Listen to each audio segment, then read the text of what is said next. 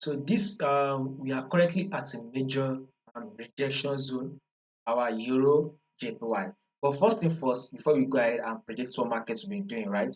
If you are yet to subscribe, if you are new and you have not yet subscribed, make sure you do want to click on the subscribe button.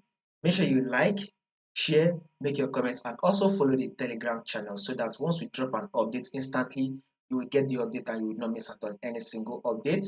The link to the Telegram will be in the comment section. So let's do a quick analysis on what we'll be expecting.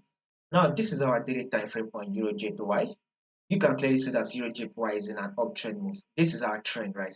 First thing first, before you take a trade, you need to know something. And that thing you need to know is the trend.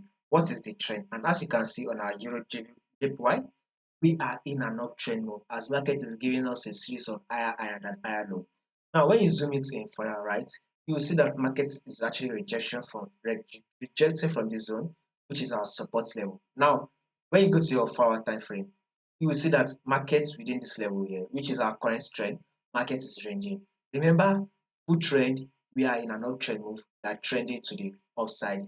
But when you take a look at the current trend, what market is doing currently, we are ranging. So this is our movement that came to tap our resistance. The market was able to drop to tap our support level. Market push up again to tap our resistance and then it dropped back to tap our support. Market was able to push up to tap our resistance, thereby giving us a false breakout. Now market has now dropped back to tap our support.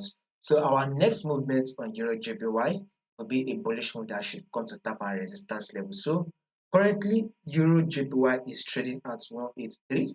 We should see it push up till it is able to hit a level of 184.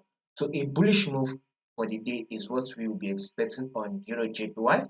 Just in case there's going to be any of the if there will be any changes to this prediction, I'll make sure I let you guys know. So in order for you not to miss out on those updates, click on the subscribe button, like and share.